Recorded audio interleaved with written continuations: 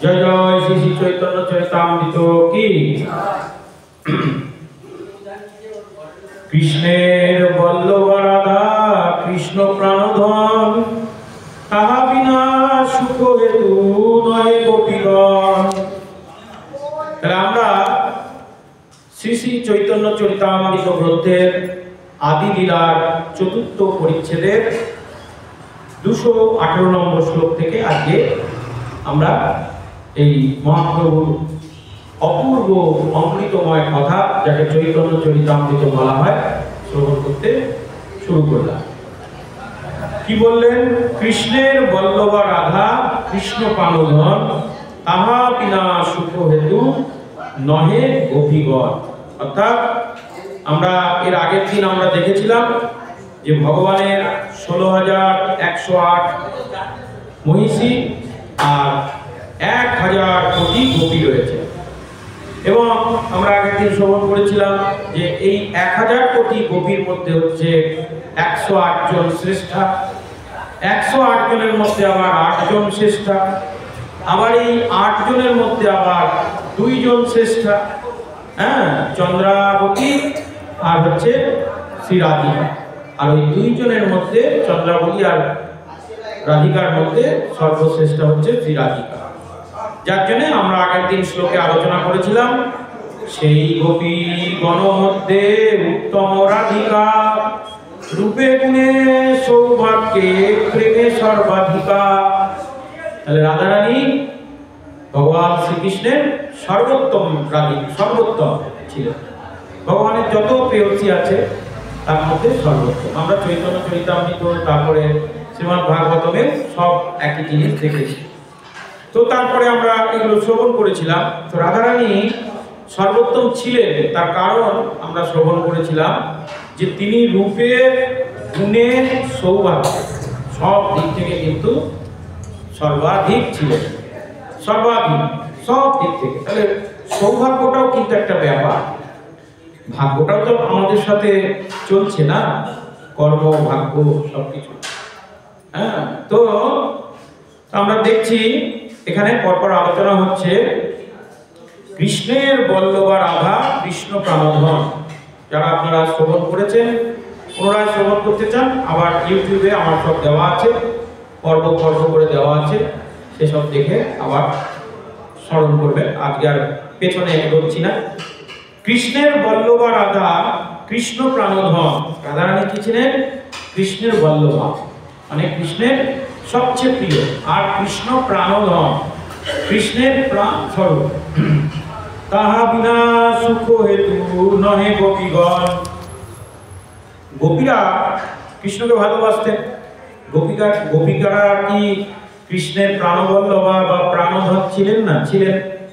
গোপিকারাও কৃষ্ণকে ভালোবাসতেন, কিন্তু কৃষ্ণের কাছে একলা যাওয়ার সাহস তাদের হতো না।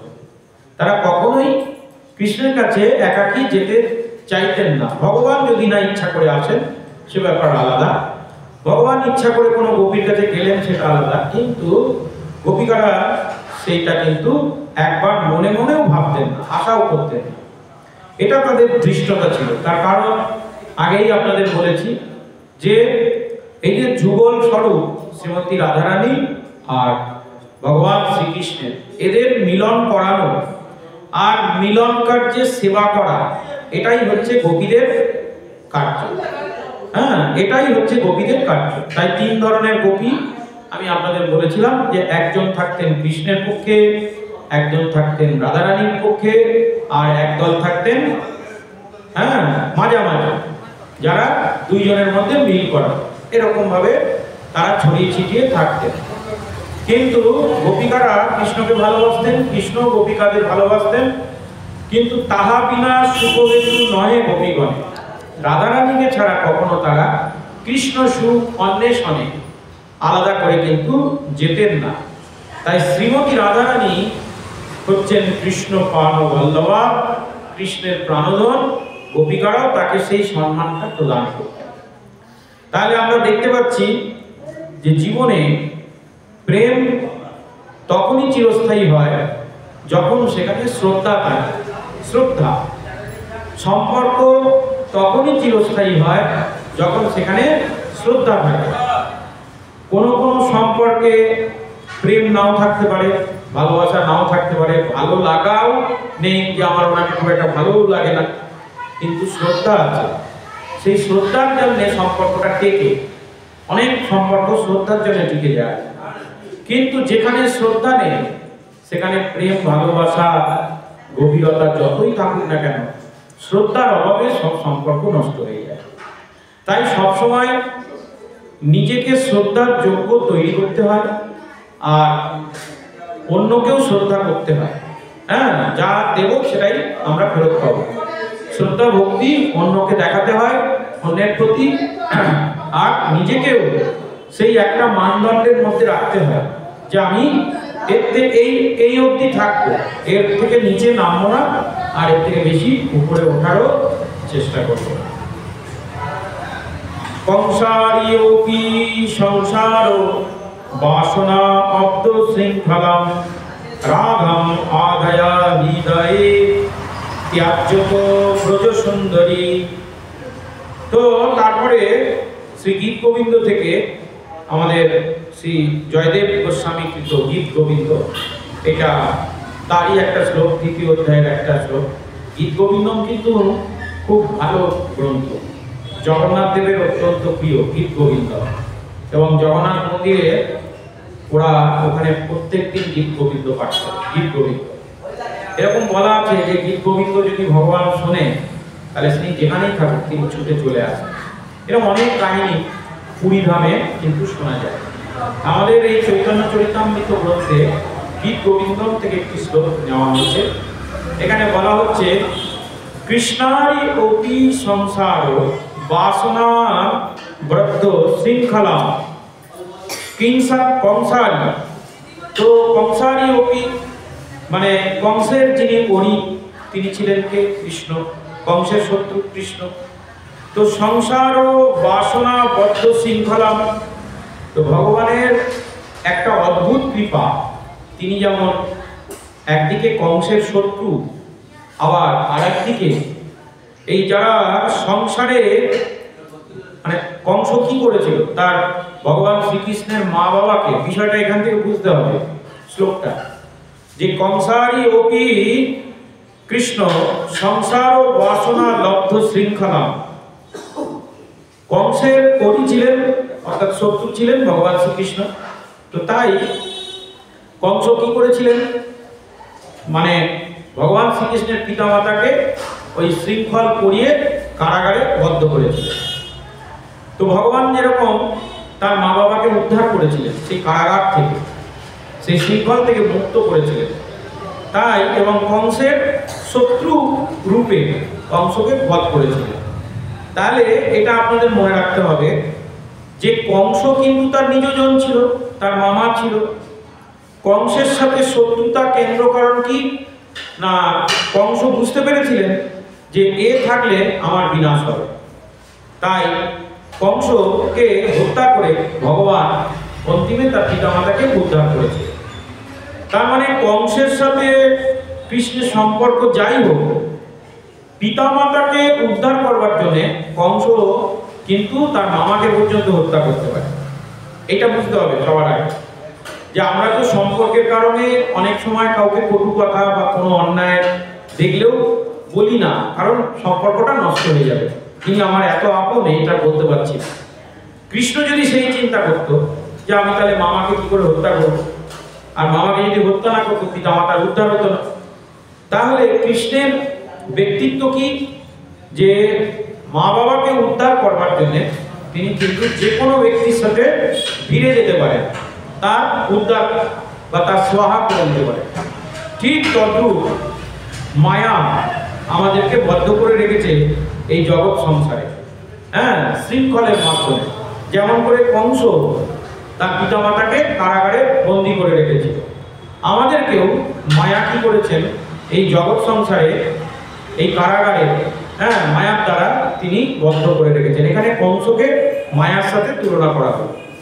তো ভগবান যেমন তার পিতামাতাকে উদ্ধার করেছিলেন, তেমনি ভগবানের নাম কিন্তু আমাদেরকে উদ্ধার করতে সমর্থ। তো তাই বলা হলো কংসারী সংসার বাসনা বদ্ধ শৃঙ্খলা। তো ভগবানের নাম কি করে, আমাদের ভেতরে যে সংসারের প্রতি যে বাসনা সেটাকে ছিন্ন বিচ্ছিন্ন করে দেয় ভগবানের নামের প্রভাব। এবং যখন বাসনাই নষ্ট হয়ে যায়, যে সংসারের প্রতি আর কোনো বাসনাই নেই, তখন অটোমেটিক তার সব বন্ধন ছিন্ন হয়ে যায়। এটা ভগবানের নামের শক্তি। রাধায় অধ্যায় হৃদয়ে ত্যাজ্যত ব্রজ সুন্দরী। এবং ভগবান শ্রীকৃষ্ণ যখন সকল জীবকে উদ্ধার করলেন বৃন্দাবনে, তখন তিনি রাধার চেতনা, রাধার প্রেম, রাধার স্মৃতি হৃদয়ের মধ্যে ধারণ করে তিনি কিন্তু বৃন্দাবন ধামও ত্যাগ করেছিলেন অন্তিমে, অর্থাৎ পরবর্তী ক্ষেত্রে তিনি তার যুদ্ধগুলো করবেন বলে। তিনি কিন্তু সেই প্রেমে সেখানে আটকে যাননি, তাহলে আজকের কৃষ্ণকে আমরা পেতাম না। তিনি তার কর্মের উদ্দেশ্যে তিনি নিজের প্রেম, নিজের ভালোবাসা, নিজের সর্বোত্তম বিষয়কেও কিন্তু তিনি, প্রেম তো সর্বোত্তম, এটা তো আপনারা মানলেন এত শাস্ত্র পড়ে, প্রেম এবং আনন্দ সর্বোত্তম। তো ভগবান কিন্তু তার নিজের প্রেমকে এবং আনন্দকে সব কিছু বিসর্জন দিয়েছিলেন তার পরবর্তী কর্মটা করার জন্য। কারণ ভগবানকে তাকে যেতে হয়েছিল মথুরায়, এবং তার পরবর্তী জীবন তো আপনারা জানেন দ্বারকায় তার কিন্তু জীবন কেটেছে। তিনি আর ইচ্ছা থাকা সত্ত্বেও রাধারানীর কাছে 100 বছর পর্যন্ত ফিরে যেতে পারেনি। জয় জয় শ্রী ভগবান শ্রীকৃষ্ণচন্দ্র কি। সেই যে ত্যাজতে ব্রজ সুন্দরী, এত যাদের ভালোবাসতেন বা যারা এত ভগবানকে ভালোবাসত, সেই ব্রজ সুন্দরীদের শ্রীমতী রাধারানীকে ত্যাগ করে কিন্তু তিনি এসেছিলেন। তাহলে দেখুন, কর্ম এবং কর্তব্য সর্বোত্তম ভগবান শিক্ষা দিলেন, কিন্তু এইগুলো আমাদের শিক্ষা হবে যে আমাদের যেমন একটি পা চলতে গেলে আমাদের আগের স্থানটা ত্যাগ করতে হয়, তাই না? আমরা যদি এই স্থানটার প্রতি আকর্ষিত হয়ে যাই, একটা জায়গায় বসে আছি, হ্যাঁ, তাহলে বসেই থেকে যাব। আমাদের কিন্তু একটা পা নির্দেশ দিচ্ছে যে আর একটা পা তুমি এগো, নাহলে এই জায়গাটা না চাললে ওখানে যেতে পারো। তার জন্য ভগবান কিন্তু পরবর্তী কর্মগুলো তিনি কিন্তু করতে পারতেন না যদি ওইখানে তিনি আটকে যেতেন। তো এখানে এটাই বলা হচ্ছে যে ভগবান শ্রীকৃষ্ণের যে কর্ম এবং তার যে কর্তব্য, তার যে মহিমা, এটা জগতে বিরল। কিন্তু এরকম বিরল ঘটনা কোনো সময় আমরা আর কোনো চরিত্রে আছে বলে, সাধারণত মানুষ যখন প্রেম, ভালোবাসা, আনন্দ কোথাও পায়, সেইখানে কিন্তু জমে মজে বাকি জীবনটা ওখানেই কাটিয়ে দেয়। কেউ আর যাবে? পৃথিবীতে এমন কোনো পুরুষ আছে যে 16,108 দরকার নেই বা 1,000 কোটি দরকার নেই, 1-2 গোপী তাকে ভালো করে ভালোবাসছে আর সে ওই জায়গা ছেড়ে চলে যাবে? কখনো যাবে? সে ওখানেই থেকে যাবে। বাবা মাকে ছেড়ে দেবে, কিন্তু সে তাদের ছেড়ে যাবে। কিন্তু ভগবানের চরিত্রটা দেখুন তো, তবেই তো তিনি শ্রীকৃষ্ণ। প্রেম করেছেন, আনন্দ করেছেন, সব কিছু করেছেন, কিন্তু কর্তব্য কর্ম থেকে কিন্তু তিনি পিছিয়ে যাননি। তো তাই বলছেন যে এই যে ভগবানের এই যে নাম, এই নামের মধ্যে এত শক্তি আছে, আপনি যদি ঠিক মতো করেন তাহলে কৃষ্ণের এই সমস্ত গুণ সব কিন্তু আমাদের মধ্যে অটোমেটিক প্রভাবিত হবে। এবং আমরাও কিন্তু এই বিষয় বাসনা, তাহলে ভগবানের মধ্যে কিন্তু কোনো ছিল না, তাই জন্য তিনি পরম বৈরাগ্য পরায়ণ। ভগবানের যে সর ঐশ্বর্য, তার সব থেকে বড় ঐশ্বর্য হচ্ছে বৈরাগ্য। তিনি কিন্তু ওখানে আসক্তি দেখালেন না, তিনি ছেড়ে চলে এলেন কর্ম কর্তব্যের জন্য। তাই বলা হচ্ছে সেই নাম আমরা যদি ভজনা করি, যিনি ভগবান রূপে এসে কংসকে হত্যা করেছিলেন, কংসের হরি ছিলেন, তিনি আমাদের এই বন্ধন এবং শৃঙ্খল থেকেও কিন্তু মুক্ত করবেন। যারা আপনারা নাম করেন তারা আপনারা জানেন যে যারা নাম জপ করে তারা অলরেডি অনেক বন্ধন থেকে মুক্ত হয়ে গেছে, হবে গ্যারেন্টি। যে নাম জপ করে ঠিক মতো অন্তত 5 বছর 6 বছর ভালো করে নাম জপ করেছে, তার বন্ধন বলে কিছু থাকবে না, থাকা উচিত নয়। সে নিজেকে বেঁধে রেখেছে, তাকে ছেড়ে দিয়েছে সবাই, হ্যাঁ, তার উপর আশা ভরসা আস্থা হারিয়ে ফেলেছে। কিন্তু সে নিজে থেকে যদি করে থাকে, মায়া তাকে পরিত্যাগ করেছে, যেটা কৃষ্ণ সেটা নাই মায়ার অধিকার। কিন্তু সে যদি মায়াকে ত্যাগ না করতে পারে সেটা আলাদা ব্যাপার, কিন্তু মায়া কিন্তু তাকে ত্যাগ করেছে। কৃষ্ণের মতো সমস্ত গুণ তার আছে, সে এখন কর্ম কর্তব্য করতে পারে, কিন্তু কোনো বন্ধনে তারা থাকা উচিত নয়। উচ্চস্বরে বলুন হরে কৃষ্ণ হরে কৃষ্ণ কৃষ্ণ কৃষ্ণ হরে হরে হরে রাম রাম রাম হরে হরে। জয় জয় শ্রী শ্রী একাদশী তিথি মহোৎসব কি। তাহলে আজকের দিনে আপনারা বেশি করে নাম জপ করবেন।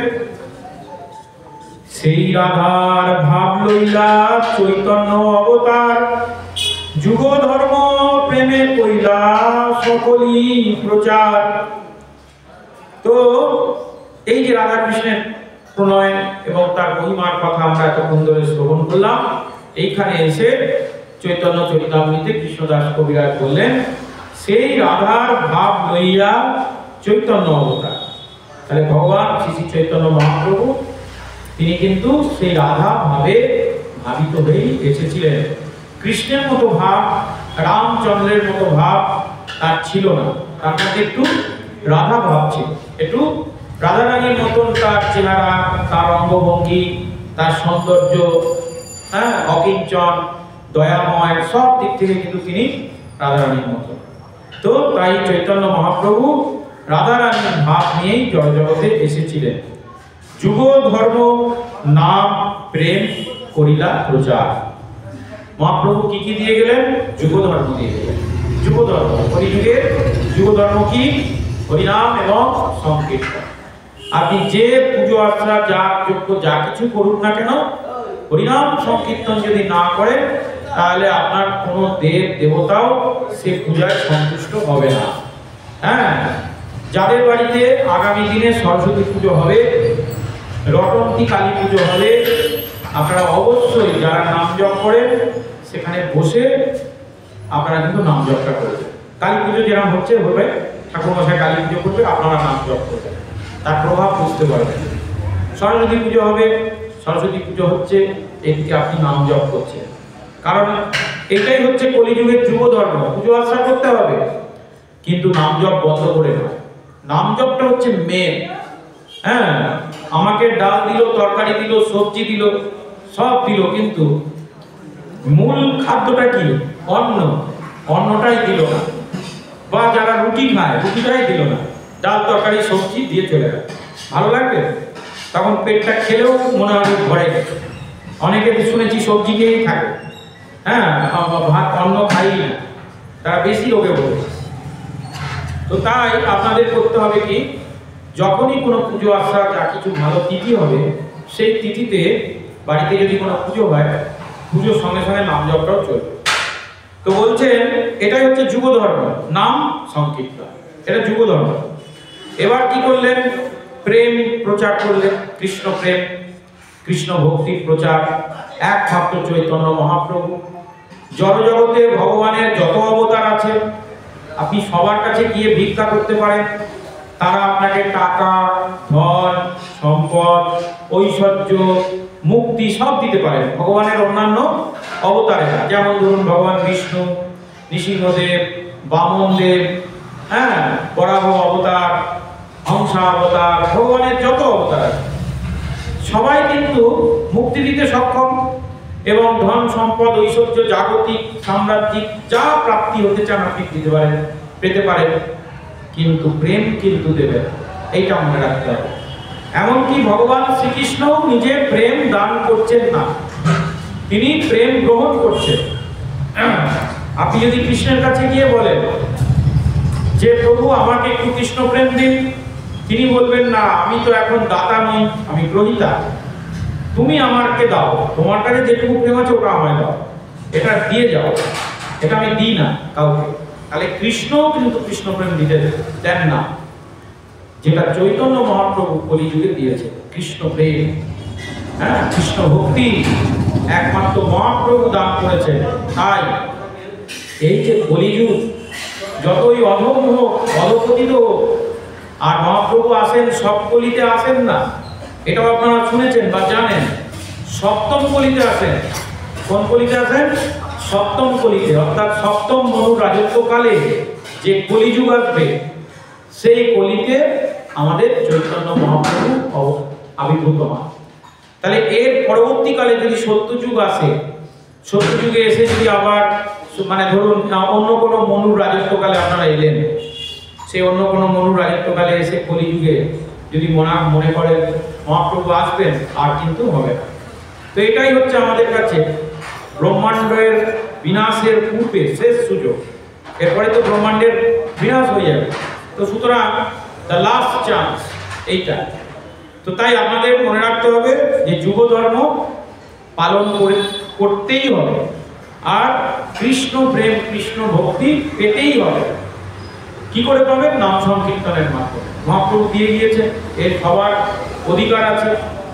নাম জপ করলেই প্রাপ্ত হবে।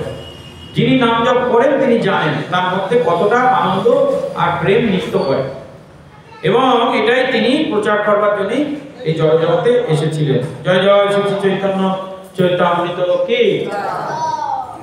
নিজ ভাবে নিজ বাঞ্ছা করিল পূরণ, অবতারের এই বাঞ্ছা মূল কারণ। তাহলে নিজ ভাবে নিজ বাঞ্ছা করিল পূরণ। ভগবান শ্রীকৃষ্ণই তিনি মহাপ্রভু রূপে এলেন নিজের বাঞ্ছা পূর্ণ করবার জন্য। তাই মহাপ্রভু হচ্ছেন বাঞ্ছা কল্পতরু। মহাপ্রভু কি? বাঞ্ছা কল্পতরু। বাঞ্ছা কল্পতরু মানে আপনি যা কিছু বাঞ্ছা, যা কিছু ইচ্ছা, যা কিছু চাহিদা মহাপ্রভুর কাছে গেলে বললে কল্পতরু বৃক্ষের মতো হয়ে যাবে। কল্পতরু বৃক্ষ আপনারা জানেন, স্বর্গে যেরকম কল্পতরু বৃক্ষ আছে, যেখান থেকে সব কিছু সহজে প্রাপ্ত হওয়া যায়, সাধন ভজনের কিছুই প্রয়োজন হয় না। জাতি ধর্ম, ব্রাহ্মণ ক্ষত্রিয় বৈশ্য শূদ্র এসবের কোনো ভেদাভেদ থাকে না। যিনি স্বর্গে যাবেন তিনি কল্পতরু বৃক্ষের কাছে সব চাইতে পারবেন। তেমনি আমার কলিযুগের পাবন অবতার শ্রী শ্রী চৈতন্য মহাপ্রভু কিন্তু তাই। তিনি কি? সেই বাঞ্ছা কল্পতরু।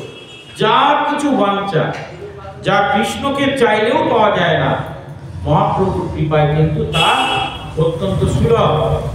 তাই সেইভাবে নিজ বাঞ্ছা করিল পূরণ। জগৎজীবকে উদ্ধারের জন্য নিজেই ভগবান এলেন নিজের বাঞ্ছা পূর্ণ করবার জন্য। তো অবতারের আবির্ভাবের এটি হচ্ছে মূল কারণ। শ্রীকৃষ্ণ চৈতন্য গোসাই ব্রজেন্দ্র কুমার, রসময় মূর্তি কৃষ্ণ সাক্ষাৎ শৃঙ্গার। তো আমরা হয়তো দেখি কৃষ্ণ আর চৈতন্য মহাপ্রভুর শৃঙ্গার আলাদা হয়, কিন্তু শাস্ত্রে বলা হচ্ছে শ্রীকৃষ্ণ চৈতন্য গোসাই ব্রজেন্দ্র কুমার। ব্রজে যে পরমেশ্বর ভগবান শ্রীকৃষ্ণ এসে লীলা করেছিলেন, তিনি এই নদিয়াতে, তাহলে ব্রজে তিনি এসেছিলেন ব্রজবিহারী রূপে, নদিয়াতে তিনি নদিয়া বিহারী রূপে এসেছেন। তো তাই বলা হচ্ছে শ্রীকৃষ্ণ চৈতন্য গোসাই ব্রজেন্দ্র কুমার। তিনি আর কেউ নন, তিনি হচ্ছেন ব্রজের সেই কুমার পরমেশ্বর ভগবান শ্রীকৃষ্ণ। রসময় মূর্তি কৃষ্ণ সাক্ষাৎ সিংহা। আর এই যে মহাপ্রভু তিনি হচ্ছেন রসময় মূর্তি, কৃষ্ণের সাক্ষাৎ সিংহা, মানে কৃষ্ণ নিজেই এবারে নিজেকে সেইভাবে সৃজন করে এসেছে, যেটা অর্জুনকে মহাভারতের যুদ্ধে ভগবান কথা দিয়েছিলেন যে তদা যদা হি ধর্মস্য গ্লানির্ভবতি ভারত অভ্যুত্থানাৎ অধর্মস্য তদাত্মানাং সৃজামঃ পরিত্রাণায় সাধুনাং বিনাশায় চ দুষ্কৃতাম ধর্ম সংস্থাপনার্থায় সম্ভবামি যুগে। যে যুগের যেরকম স্থান কাল পাত্র অনুযায়ী আমি নিজেকে সৃজন করে আসব। সৃজন করা মানে সেজে গুজে আসা। নিজেও সাজবেন, ভগবানকেও সাজাবেন। না সেজে আসবেন না, সবসময় সেজে গুজে আসবেন। মন্দিরে যখন আসবেন ভক্তভাবে আসবেন, বিয়ে বাড়িতে যাবেন বিয়ে বাড়ির সাজে যাবেন। এখন খুব বিয়ে বাড়ির সিজন চলছে, চারিদিকে বিয়ে বাড়ির একবারে ভিড়ে ভিড়। এমন কোনো ব্যক্তি নাই যে এই মাসে বোধহয় তার একটাও বিয়ের নেমন্তন্ন নাই, সবার বিয়ে বাড়ির নেমন্তন্ন আছে। তাহলে সৃজন সাজসজ্জাটা কি? বিষয়টা বিয়ে বাড়ি নয়, বিষয়টা হচ্ছে সাজসজ্জা। সব সাজ কি এক হবে? মঠে মন্দিরে যাচ্ছেন, আপনারা তো আর সন্ন্যাসী নয় একই সাজে সব জায়গায় যাবেন, বা আমার মতন বাবাজি নয় যা এক সাজেই আসবেন। আমিও অনেক সময় সাজের পোশাক চেঞ্জ করি। তো যাই হোক, কথা হচ্ছে যে স্থান কাল পাত্র অনুযায়ী আমাদের শৃঙ্গার করতে হয়। তা মহাপ্রভু যে যুগে এলেন, এটা কলিযুগ, তাই রসময় মূর্তি কৃষ্ণ সাক্ষাৎ শৃঙ্গার। ভগবান শ্রীকৃষ্ণই নিজেই নিজেকে সৃজন করেছেন, সেজে গুজে তিনি কিন্তু মহাপ্রভু রূপে এসেছেন। জয় জয় শ্রী শ্রী চৈতন্য মহাপ্রভু কি। সেই রস আস্বাদিতে কইল অবতার, আনুষঙ্গে কইল সব রসেরও প্রচার। তাহলে সেই রস বলতে সেই প্রেম রস, কৃষ্ণ প্রেম, কৃষ্ণ ভক্তি আস্বাদিতে কইল অবতার, তিনি অবতার রূপ ধরে এলেন এবং আনুষঙ্গে কইল সব রসেরও প্রচার। তো বাকি অন্যান্য রসের প্রচার করবার জন্য তিনি সঙ্গেও সেগুলোকে নিয়ে এলেন। বিশ্বেশাম অনুরঞ্জেন জয়ন আনন্দম ইন্দ্রিবরশ্রেণী শ্যামল কোমলয় উপনয়ন অঙ্গ অনঙ্গ উদ্ভাবম স্বচ্ছন্দম ব্রজ সুন্দরী অভিহিত প্রতি অঙ্গম আলিঙ্গিত শৃঙ্গার সখী মূর্তিমান ইব মধ্যে মুগ্ধ হরি ক্রীড়তি। তো আবার সেই গীত গোবিন্দমে ফিরে যাওয়া হয়েছে। গীত গোবিন্দমে সেই আমাদের জয়দেব গোস্বামী তিনি কিন্তু আলোচনা করছেন, বলছেন যে বিশ্বেশাম অনুরঞ্জেন জয়নম আনন্দম ইন্দিবরসে। ভগবান শ্রীকৃষ্ণ যিনি হচ্ছেন ইন্দিবর শ্রেণী, অর্থাৎ নীল আনন্দম, নীল কমলের শাড়ি। গোপীরা দাঁড়িয়ে রয়েছেন, এত সুন্দর করে দাঁড়িয়ে রয়েছেন যেন মনে হচ্ছে নদীতে নীল কমল, নীল রঙের পদ্ম ফুটেছে, নীল কমলের শাড়ি। বিশ্বেশাম অনুরঞ্জেন, আর তিনি সেই গোপীদের মাঝখানে রয়েছে, যেন মনে হচ্ছে হ্যাঁ সবাইকে আনন্দ দান করবার জন্য। এখন দেখুন, ধরুন আমি মাঝখানে বসে আছি আর সব ভক্তরা চারিদিকে বসে আছে। যেহেতু আমি কৃষ্ণ নই, সেহেতু সামনের ভক্তরা আমাকে দেখতে পাচ্ছে, পেছনের ভক্তরা আমাকে দেখতে পাচ্ছে না, তারা আমার পেছন দিকটাই দেখছে। কেন হলো? যেহেতু আমরা স্বয়ং শ্রীকৃষ্ণের অংশ, কিন্তু কৃষ্ণ তো নই। পিতা আর সন্তান, পিতা তো নয়, সন্তান সন্তান, পিতা পিতা। তো জীব হচ্ছে ভগবানের বিভিন্ন অংশ, ভগবান থেকে জীবের সৃষ্টি, কিন্তু সে কখনো ভগবান হতে পারে না। ভগবানের গুণগুলো অর্জন করতে পারে না, তার একটা সীমা পরিসীমা আছে। তাই আমার পেছনে যারা কেউ বসবে তারা কেউ আমাকে দেখতে পাবে, সামনে যারা বসবে দেখতে পাবে। কিন্তু যখন রাসলীলা হচ্ছিল এখানে, জয়দেব গোস্বামী তিনি গীত গোবিন্দমে বর্ণনা করছেন যে ওপর থেকে যারা দেখছে, যেমন ব্রহ্মাজি দেখছে বা অন্যান্য সমস্ত দেবদেবতারা যারা দেখছে, তারা দেখছে যে ভগবান শ্রীকৃষ্ণ সামনে রয়েছে মধ্যেখানে, আর সব গোপীরা চারিদিকে তাকে ঘিরে রয়েছেন। এটাকে বলা হচ্ছে ইন্দিবর শ্রেণী, অর্থাৎ যেন মনে হচ্ছে নীল রঙের কমল চারিদিকে ফুটে রয়েছে। হ্যাঁ, গোপীদেরকে সেই কমলের সঙ্গে তুলনা করা হয়েছে, আর ভগবানকে সেই পাপড়ির সাথে তুলনা করা হয়েছে, পাপড়ি। তো ওপর থেকে যখন এই গীত গোবিন্দম রচনা করছেন জয়দেব গোস্বামী, দেখছেন যে প্রত্যেক গোপী কিন্তু সমান প্রকার আনন্দ পাচ্ছে, একরকম আনন্দ। সামনে যারা বসে আছে তারা বেশি আনন্দ পাচ্ছে, পিছনে বসে আছে তারা বেশি কম আনন্দ পাচ্ছে তা হচ্ছে না, সকলেই আনন্দ পাচ্ছে। তার মানে সকল গোপীরা তারা কিন্তু সামনেই কৃষ্ণকে দেখছে। বুঝতে পেরেছেন? একটা পদ্ম, ভগবান বসে আছেন, চারিদিকে গোপীরা বসে আছেন, প্রত্যেক গোপী কৃষ্ণকে সামনেই দেখছে। তিনি ভাবছেন যে কৃষ্ণ আমার দিকে মুখ করেই রয়েছে। এটাই হচ্ছে জয়দেব গোস্বামীর অপূর্ব সুন্দর রচনা। এবং প্রত্যেক গোপীকে দৃষ্টির মাধ্যমে সুহাস্য মানে অপূর্ব সুন্দর হাসির মাধ্যমে ভগবান তিনি কিন্তু আনন্দ প্রদান করছেন। শ্যামল কোমল উপনয়নম, হ্যাঁ শ্যামল কোমল, সেই আমাদের শ্যাম প্রভু যার গায়ের নাম হচ্ছে শ্যামল, যিনি অত্যন্ত কোমল স্বভাবা, তাদের কিন্তু আনন্দ প্রদান করছেন। অঙ্গ অনঙ্গ উৎসবম, এবং তার অঙ্গ সমূহ এত সুন্দর, অপূর্ব সুন্দর চেহারা। আপনাদের ছবিতে যেসব কৃষ্ণ থাকে তাদের দেখে আমার পছন্দ হয় না, লিকলিকে চেহারা, লিকলিকে পিকলিকে চেহারা, হাতগুলো সরু সরু কিরকম যেন। কেন কৃষ্ণ এরকম চেহারা হবে? তাহলে গোপীদের কি ভালো লাগতো? হ্যাঁ, গোপীরা তো, হ্যাঁ গোপী মানে নারী, নারীরা সবসময় শক্তিতে বিশ্বাস করে, আর শক্তি মানে যে পাওয়ারফুল একটা সুন্দর চেহারা হবে কৃষ্ণের। এখনকার বরং যে কৃষ্ণগুলোকে টিভিতে দেখায়, মানে যারা কৃষ্ণের রোল টোল করছে সিরিয়ালে, তাদের কৃষ্ণগুলোর চেহারা আমার খুব ভালো লাগে। হ্যাঁ, খুব সুন্দর সুন্দর চেহারা কৃষ্ণগুলো, লম্বা চওড়া, সব চকলের কাছাকাছি হাই। আমার গোবিন্দ এরকমই হবে, হ্যাঁ বিস্তৃত বক্ষ। তো শ্যামল কোমল উপনয়ন, আর ভগবানের অঙ্গ সমূহ এক তো চোখের দ্বারা গোপীদের প্রেম প্রদান করছেন, তারপরে আবার মৃদু হাসছেন, আর কি করছেন? তার শ্যামল শরীর এত সুন্দর, তার বাহু এত সুন্দর, তার বক্ষ এত সুন্দর, তার চেহারা, যে এই গোপীরা যাদেরকে একটু আগে ওই কমলের সঙ্গে তুলনা করা হলো, নীল কমলের মতন, তাদের মধ্যে কি হচ্ছে যে যেন মনে হচ্ছে কামদেব তাদের প্রতি ভর করেছে, তাদের মধ্যে সেই প্রেম রূপ কাম উৎপন্ন হচ্ছে ভগবানকে দর্শন করে। স্বচ্ছন্দম ব্রজ সুন্দরী অভিহিত প্রতি অঙ্গম আন্দোলিতম, তাই গোপীরা ভগবানকে দেখে আর ঠিক থাকতে পারছেন না, তাদের শরীর আন্দোলিত হচ্ছে। শৃঙ্গার সৌখী মূর্তিমান ইব মধ্যে মুগ্ধ ভগবান শ্রীহরি ক্রীড়িত, আর ভগবান শ্রীহরি তিনি সমস্ত গোপীদেরকে সঙ্গে নিয়ে তিনি কিন্তু রাসলীলা করছেন, সবার সাথেই তিনি ক্রীড়া করছেন।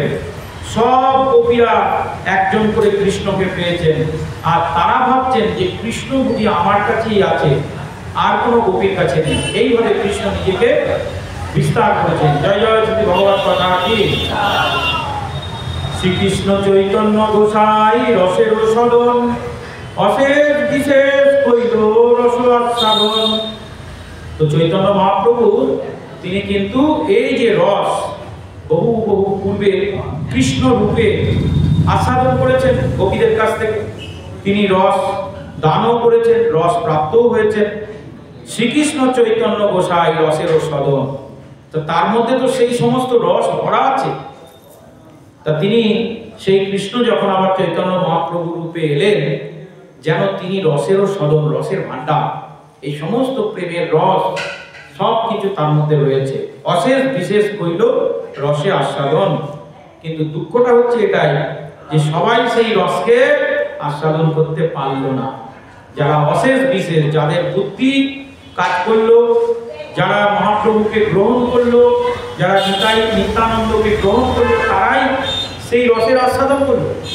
আর বাকিরা এলো আর গেল, তাদের আর সেই মহাপ্রভুর দিকে তাকানো, মহাপ্রভুর ধাম দর্শন, মহাপ্রভুর ভজন সাধন কোনো কিছুই তারা গ্রহণ করতে পারল না। তাই বলা হচ্ছে অশেষ বিশেষ কইল রসের আস্বাদন। তো অন্তহীনভাবে আমরা কোনো দিকে না তাকিয়ে শুধুমাত্র মহাপ্রভুর এই যে কৃপা, তাকেই শুধু অনুভব করে বাকি জীবনটা কাটাবো। অর্থাৎ আমাদের জীবনের এখন মূল লক্ষ্য টাকা পয়সা ধন সম্পদ ওটা নয়, ওটা প্রয়োজন, ওটার যে প্রয়োজন নেই তা না, ওটা প্রয়োজন, কিন্তু ওটা মূল লক্ষ্য নয়।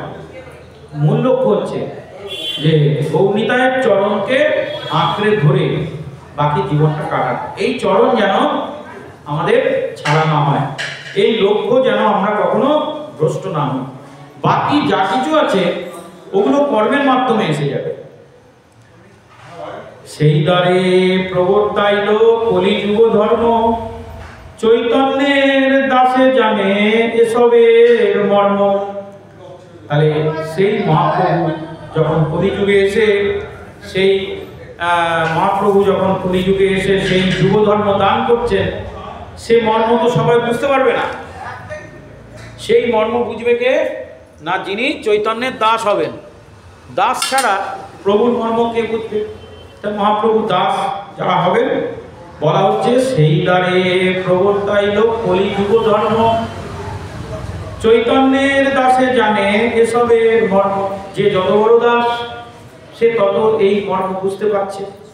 যত দিন যাবে আপনি তারা নিজেরাই বুঝে যাবে, এবং আমাদের এই ভগবানের এতে যত দিন যাবে দেখবেন বাড়বে লোক। আমাদের কোথাও মার্কেটিং করার দরকার নেই, কিচ্ছু বলতে যাওয়ার দরকার নেই। মহাপ্রভুর কৃপায় অটোমেটিকভাবে যে মর্ম বুঝতে পারবে তার ঠিক আসতে ইচ্ছা হবে। অদ্বৈত আচার্য নিত্যানন্দ শ্রীনিবাস, গদাধর দামোদর মুরারি হরিদাস, আর যত চৈতন্য কৃষ্ণ ভক্তগণ, ভক্তি ভরে শিরে ধরি সবার চরণ। জয় জয় শ্রী শ্রী চৈতন্য চরিতামৃত কি। তো কৃষ্ণদাস কবিরাজ বলছেন অদ্বৈত আচার্য নিত্যানন্দ শ্রীনিবাস, অর্থাৎ মহাপ্রভু তো একা আসেননি, তিনি সকলকে সঙ্গে নিয়ে এসেছেন, সব পার্শ্বদ এসেছেন। তার সঙ্গে এসেছেন কারা, সব আপনারা জানেন, আগে আমরা শ্রবণ করেছি। এটা তার চতুর্থ অধ্যায় চলছে।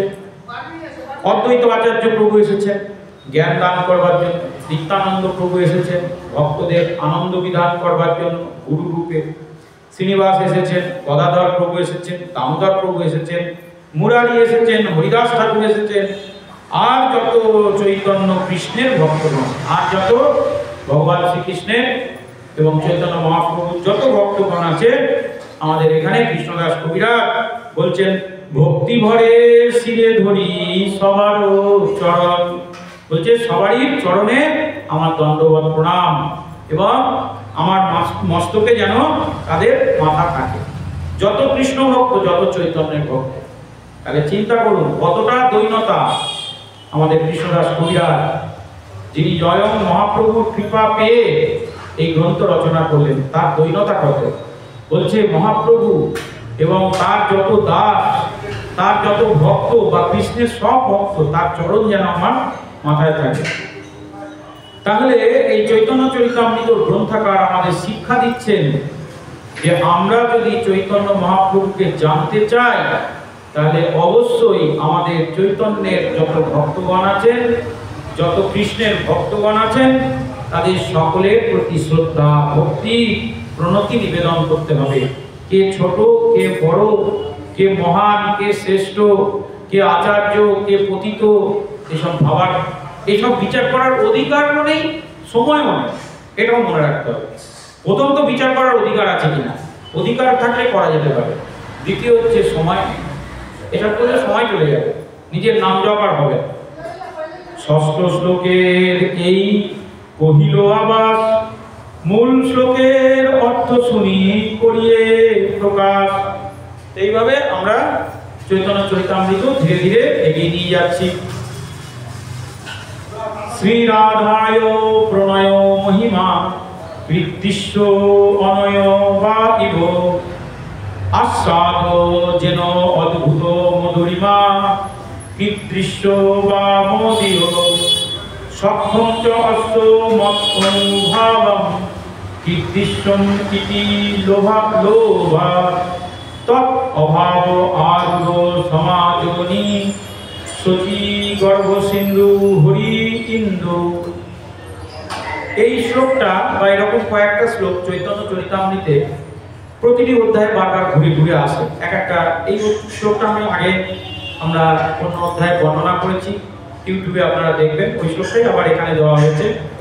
বলছেন কি, শ্রী রাধায় প্রণয় মহিমা, কৃত্রিশ বা অনয় এব, যে মহাপ্রভুর মধ্যে আপনারা কি পাবেন, পাবেন এটাই শ্রী রাধায় প্রণয় মহিমা। রাধারানী কৃষ্ণকে ভালোবেসে কি প্রকার আনন্দ প্রাপ্ত হয়েছিল। হ্যাঁ, তাহলে আমাদের মনে রাখতে হবে, প্রথমে আমাদের এটা বুঝতে গেলে আগে ভাবতে হবে যে ভালোবেসে আনন্দ না ভালোবাসা পেলে আনন্দ, দুটো আলাদা বিষয়। একজন দিচ্ছেন, একজন প্রাপ্ত হচ্ছে। প্রেম দানে আনন্দ না প্রেম প্রাপ্তিতে আনন্দ, কি বলে? হ্যাঁ, প্রাপ্তিতে আনন্দ না দানে? দানে আনন্দ। দানে সবসময় লাভ। কেন? যিনি প্রেম দিচ্ছেন তিনি সর্বাধিক আনন্দ পাবেন যে আমি দাতা। আর যিনি পাচ্ছেন তিনি যদি অনুভবও না করতে পারেন যে আমি কি প্রকার প্রেম প্রাপ্ত হচ্ছি, তিনি যখন সেই তার প্রেমিককে হারাবেন তখন বুঝতে পারবেন যে প্রেমের মহিমা কতখানি। তাহলে সর্বদিক থেকে প্রেমের ক্ষেত্রে দাতার ভূমিকা সবচেয়ে সর্বাগ্রে। প্রেমের ক্ষেত্রে সবসময় ওই জন্য দাতা হওয়াই ভালো। অন্য জিনিস গ্রহিতা হলে ঠিক আছে, কিন্তু দাতা হচ্ছে সবসময় সব জায়গায় দাতার ভূমিকা সর্বাগ্রে। ভগবান আমাদের এত প্রিয় কেন? ভগবান দাতা। তিনি ভগবান কি করে হলেন? তিনি শুধু দিয়েই যাচ্ছেন, আমরা শুধু নিয়েই যাচ্ছি। হ্যাঁ হ্যাঁ, এইটাই। ভগবান উল্টোটা যদি হতো, আমরা দিয়ে যাচ্ছি ভগবান নিয়ে যাচ্ছে, তাহলে আর তিনি ভগবান হতেন না, আমরাই ভগবান হয়ে বসতাম। তা আপনারা যদি এই জগতে ভগবান হতে চান তাহলে আপনাদের দুটো কার্য কিন্তু করতে হবে। বা ভগবানের মতো হতে চান, জগতে অনাদিকাল আপনার পূজা হোক, আপনি প্রতিষ্ঠা পান, তাহলে আপনাকে দুটো জিনিস অর্জন করতে হবে। একটা হচ্ছে ভগবানের মতন শক্তি অর্জন করতে হবে। দুর্বল ভীরু কাপুরুষ লোকের জায়গা ভক্তি জগতে নয়। ভগবানের মতো অসীম শক্তি অর্জন করতে হবে, অসীম সাহস, অসীম শক্তি, অসীম মনোবল, অসীম ক্ষমতার অধিকারী হতে হবে। কিভাবে? শরীর, মন, আত্মা, হ্যাঁ, ইন্দ্রিয় সবগুলোকে একদম করে ফেলতে হবে, স্ট্রং করতে হবে। খাদ্যর মাধ্যমে, ব্যায়ামের মাধ্যমে শরীরকে একদম একদম করতে হবে। সঠিক শরীর, সুস্থ সবল শরীর। ধ্যানের মাধ্যমে মন, প্রাণায়ামের মাধ্যমে শরীর, ইন্দ্রিয়, মনগুলোকে একদম ব্যালেন্স রাখতে হবে। আর তারপরে তো বেদ আদি অধ্যয়ন করে সাধু সঙ্গের মাধ্যমে প্রেম তো অত্যন্ত তুকর হবে। তো তাই আর কি করতে হবে? শক্তির পাশাপাশি শক্তি রামেরও ছিল, শক্তি রাবণেরও ছিল, কম ছিল না। রামের সাথে রাবণের বহু বছর যুদ্ধ হয়েছিল, অনেক ক্লেশ পেয়ে রামকে রাবণকে পরাজিত করতে হয়েছিল। শক্তি কংসেরও ছিল, শক্তি কৃষ্ণেরও ছিল, কিন্তু কোন শক্তি পুজো হয়? পুজো হয় কৃষ্ণের, পুজো হয় রামের, আর পুতুল জ্বালানো হয় কার? রাবণের। তাহলে দুজনেই তো শক্তিমান, তাহলে দুজনের পুজো হলো না কেন? হ্যাঁ, রামও শক্তিমান, রাবণও শক্তিমান, দুজনের যুদ্ধ হলো, কিন্তু পুতলা যখন পুরানো হয় তখন রামের পুরানো হয় না। কিন্তু রামের গলায় মালা দেওয়া হয়, রামের গলায় পূজা দেওয়া হয়, কৃষ্ণের পূজা দেওয়া হয়। আর সেই যে অপোজিট দিকে যে তারই মতন সমান শক্তিশালী রাবণ, কংস, কুম্ভকর্ণ, এদের মূর্তি জ্বালানো হয়। তার কারণ কি? এরা শক্তি অর্জন তো করেছিলেন, কিন্তু শক্তির সঠিক ব্যবহার করেন। তাহলে শক্তি অর্জন করলে হবে না, তার ব্যালেন্স করতে হবে, তার ব্যবহার করতে হবে। কিভাবে? সমাজের কল্যাণের জন্য, মানুষের কল্যাণের জন্য, হ্যাঁ, এবং যাতে কিছু দিয়ে যেতে পারে, দাতা হতে হবে। জগতে আপনি যত বড় দান করবেন, যত দানী হবেন, যত শক্তিশালী হবেন, দেখবেন আস্তে আস্তে আস্তে আস্তে মানুষ ভগবানের জায়গায় প্রতিষ্ঠা করে দিচ্ছে। সে ভগবান নয়, কিন্তু ভগবানের মতনই সে কিন্তু শ্রদ্ধা, ভক্তি, ভালোবাসা সব কিছু পাচ্ছেন। তার কারণ কি? কারণ তিনি কিছু দিচ্ছেন আর তিনি অসীম শক্তির প্রদর্শন করছেন। এই দুটো, এক হচ্ছে শক্তি, শক্তি ছাড়া ভগবান হয় না, শক্তি ছাড়া মানুষের কোনো মূল্য নেই। আর এক হচ্ছে ভগবানের এই যে দান, ভগবানের এই যে মহিমা, তার অকৃত্রিম কৃপা সবার প্রতি করছে। এই জন্য তো রাধারানীর প্রণয় মহিমা কি দৃশ্য, রাধারানীর প্রণয় মহিমা কি, সেটা কি করে আমরা জানবো? তারপরে বলা হচ্ছে আস্বাদ যেন অদ্ভুত মধুরিমা। যিনি আস্বাদন করেছেন রাধারানীর প্রেম কেমন তিনি বলতে পারবেন। আমরা তো কখনো রাধারানীর প্রেম পাইনি, আমরা কি করে বলবো? তাহলে রাধারানীর প্রেমের মহিমা কি কে বলতে পারে? কৃষ্ণই বলতে পারে, কারণ কৃষ্ণ সেই রাধারানীর প্রেম পেয়েছেন। এখানে সেই কথাই বলা হচ্ছে সক্ষম চ অশ্ব মত অনুভাবম। তাই সমস্ত সাধুগুরু বৈষ্ণবরা বললেন যে আমাদের অনুভব দৃষ্টি দিয়ে দেখতে পাচ্ছি যে একমাত্র কৃষ্ণই সেই রাধারানীর প্রেমকে প্রাপ্ত হয়েছেন, তার উপলব্ধি জানতে পেরেছেন। লোভাত্তু ভাব অরুরা সমাজনী। তাই সেই প্রেমকে প্রদান করবার জন্য, সেই প্রেমের মহিমা কেমন তা পুনরায় উপভোগ করবার জন্য সেই লোভে শচী গর্ভ সিন্ধু হরি ইন্দু, অর্থাৎ শচী মাতার গর্ভে আবার সেই হরিপুরুষ, সেই চন্দ্র স্বরূপ ভগবান শ্রীকৃষ্ণ আবির্ভূত হয়েছে। জয় জয় শ্রী চৈতন্য চরিতামৃত কি। এই সব পুরো সিদ্ধান্ত কহিতে না জুয়ায়, না কহিলে কেহ ইহার অন্ত নাহি পায়। তো এখানে তো আমরা দু চার লাইনে এর মহিমা বর্ণনা করলাম, কিন্তু বলছেন যে চৈতন্য চরিতামৃতের যে মহিমা এর কোনো অন্ত নেই, এর যে পুরো সিদ্ধান্ত এ বলবার মতন ভাষা আমাদের সকলের কাছে নেই। তবে যারা সাধন ভজন করবে, ভক্তি মার্গে থাকবে, তারা অবশ্যই এই চৈতন্য চরিতামৃতের মহিমা উপলব্ধি করতে পারবে। জয় জয় শ্রী শ্রী চৈতন্য চরিতামৃত কি। আজকে আমাদের চৈতন্য চরিতামৃত কথা আমরা এখানেই বিরাম দিলাম। এবারে আমাদের হরিবাসর কীর্তন হবে। হরে কৃষ্ণ।